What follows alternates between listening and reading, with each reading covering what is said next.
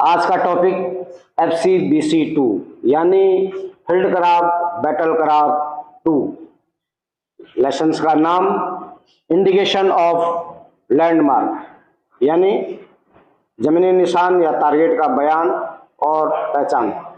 जैसे कि हम सभी जानते हैं कि किसी भी ऑपरेशन ऑफ वार के लिए शुरू करने के लिए जुबानी हुक्म देने की जरूरत पड़ती है, जिससे कि लड़ाई की हालात में टारगेट चंद समय के लिए दिखाई देगा और उसके बाद छुप जाएगा, जिससे एक सेना में एक स्टैंडर्ड प्रोसीजर बनाया गया है जो कि एक कमांडर द्वारा अपनाया जाता है, ताकि कमांडर कम से कम समय में जल्दी से जल्दी किसी लैंडमार्क या टारगेट को इंडिकेट कर सके और जवान उसे समझ सके। लिहाजा इसी से संबंधित आज के सबक का उद्देश्य इंडिकेशन ऑफ लैंडमार्क के बारे में जानकारी देना है। उद्देश्य को एक बार फिर सुने।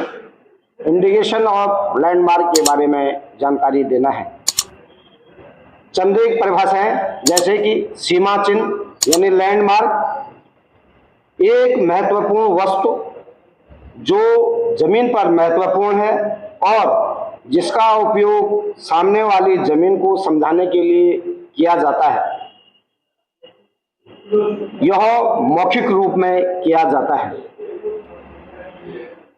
या दूसरे शब्दों में ये कह सकते आप कि जमीनी निशान वे निशान होते हैं जो कि कमांडर द्वारा किसी ऑपरेशन ऑफ वार के दौरान इस्तेमाल किए जाते हैं।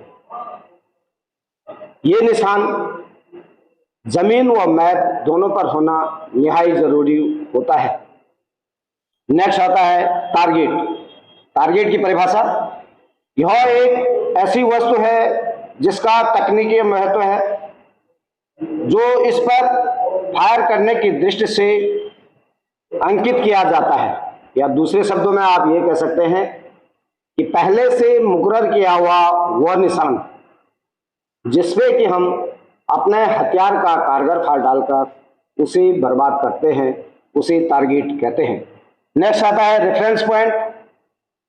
परिभाषा, एक महत्वपूर्ण और अचूक वस्तु जिसकी मदद से आप अन्य भूमि चिन्हों या लक्ष्यों को इंगित कर सकते हैं, या दूसरे शब्दों में आप कह सकते हैं कि मदद का निशान।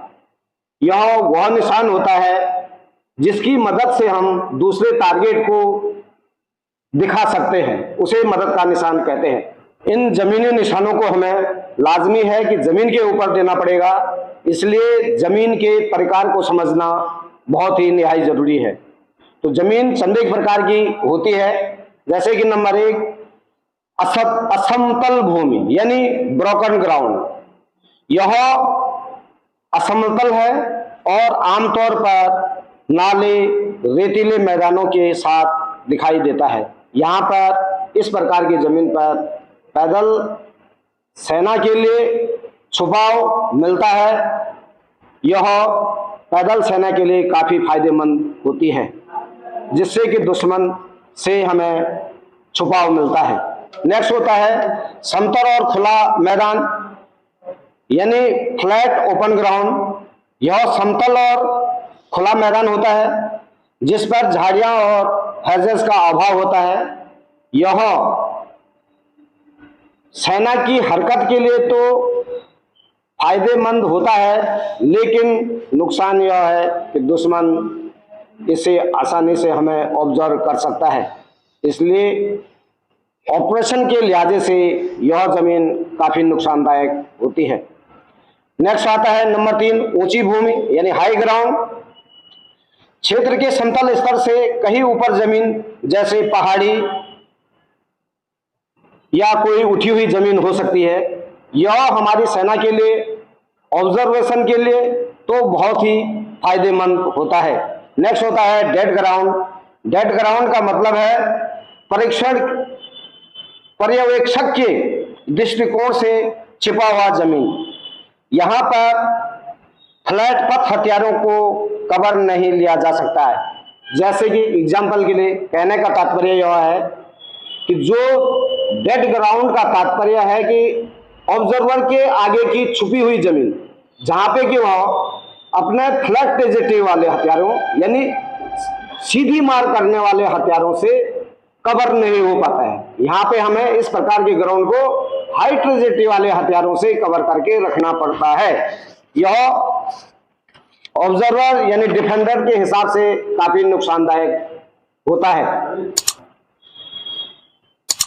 नेक्स्ट होता है विवरण की प्रक्रिया, प्रोसीजर ऑफ डिस्क्रिप्शन।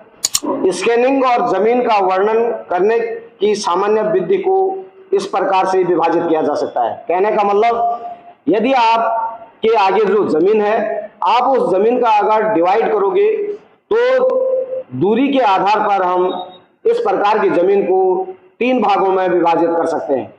नंबर 1 आता है फार डिस्टेंस यानी नजदीक वाली भूमि। 300 गज तक की दूरी को हम नजदीक वाली भूमि कह सकते हैं। नेक्स्ट आता है मिडिल डिस्टेंस यानी मध्य दूरी वाला। 300 से 500 तक के बीच की जो दूरी होती है वो मिडिल डिस्टेंस के अंदर आ जाती है। और नेक्स्ट आ जाता है दूरी यानी दूर वाला भाग कह सकते हैं हम इसको। ये 500 मीटर से या 500 गज से अधिक वाला भाग होता है। इंडिकेशन ऑफ लैंडमार्क, इसमें सबसे पहले जब भी आपने किसी टारगेट को इंडिकेशन करना हो तो अपने एओआर में यानी एरिया ऑफ रिस्पॉन्सिबिलिटी के अंदर सबसे पहले आमरूख दिया जाता है, जिसको कि हम जनरल लाइन ऑफ डायरेक्शन भी कह सकते हैं या कहते हैं।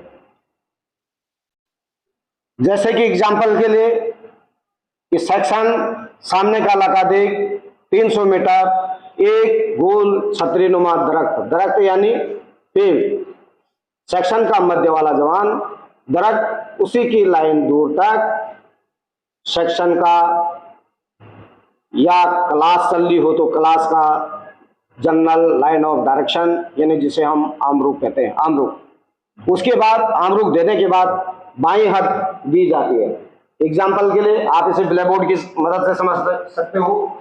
जैसे कि यहाँ पे जो जोड़ा दरख्त है तो आप कह सकते हैं कि क्लास सामने का इलाका दे 400 मतलब 400 मीटर हो सकता है। 400 दो जोड़े दरख्त, सपोज वहां पे 2 जोड़े दरख्त है तो 2 जोड़े दरख्त मतलब पेड़ है। यहाँ पे से आप क्लास चला रहे थे, सपोज कैडेट्स है क्लास चला रहे था, यहाँ पे से आप बोल सकते हैं क्लास सामने का इलाका दे तो पूरी क्लास सामने का इलाका देखेगी। उसके बाद 400 तो 400 मीटर के एरिया में सारी क्लास में नजर जाएगी। उसके बाद बोला जो 2 जोड़े दरख्त वहां तो आपने कह दिया क्लास का मध्य वाला जवान, जोड़ा दरख्त और उसी की बढ़ती हुई लाइन आने तक सेक्शन का आमरूख। उसके बाद बाईं हद दी जाती है। बाईं हद के लिए आज आप ये कह सकते हैं कि सेक्शन आधा बायां दिख या क्लास आधा बायां दिख, जो भी जिसके ग्रुप्स को या ग्रुप्स को आप इंडिकेट कर लें। तो हमने बोला सेक्शन आधा बायां देख 500 तो सारा सेक्शन 500 मीटर हुआ। एक अकेली पुलिया तो ये कह सकते हैं आप क्लास का बायां वाला जवान पुलिया उसी की लाइन बढ़ती हुई लाइन दूर तक क्लास की बाईं हद। उसके बाद दाहिनी हद दी जाती है। दाहिनी हद के लिए सेम वैसे तरीका कि क्लास आधा बायां देख तो पूरी क्लास आधा बायां देखेगी। और ये सपोज 600 यानी 600 मीटर की दूरी पे एक सफेद मकान, ये मकान है सपोज, ये सफेद मकान, तो आप कह सकते हैं क्लास आधा बायां दे 600 यानी 600 मीटर की दूरी पे एक सफेद मकान का दाहिना किनारा तो क्लास का दाहिना वाला जवान, मकान का दाहिना किनारा, उसी की बढ़ती लाइन दूर तक क्लास की दाहिनी हद। इस प्रकार से बाएं और दाहिनी हदों को बांट दिया जाता है। सीक्वेंस ऑफ डिस्क्रिप्शन, आमरूख बाएं और दाएं सीमाओं को देने के बाद जमीन का वर्णन बाएं से दाएं करना चाहिए। यदि चारों तरफ की जमीन का वर्णन किया जाना है तो आमरूख के बाद दाएं ओर से शुरू करें और चारों ओर संकेतों को पूरा करके आमरूख पर समाप्त करें। इसके बाद आते हैं आपके टारगेट इसके बीच में अगर कोई टारगेट हो, कोई निशान हो, तो इनको इंडिकेट करने के लिए ये टारगेट दो टाइप के हो सकते हैं।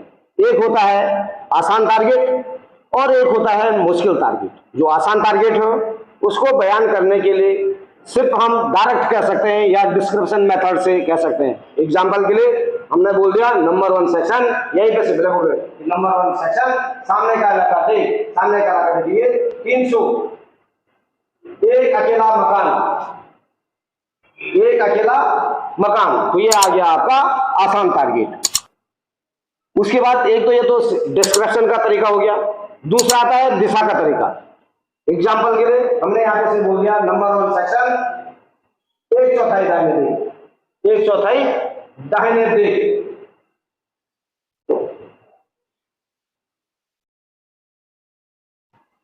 यहां पे लगा सपोज 200।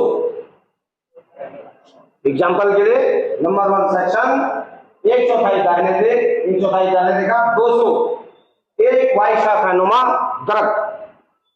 तो ये आपका आसान टारगेट को बयान करने का तरीका हो गया। उसके बाद होता है मुश्किल टारगेट। जो मुश्किल टारगेट होते हैं उनको बयान करने के चंद एक तरीके ये हो सकते हैं, जैसे कि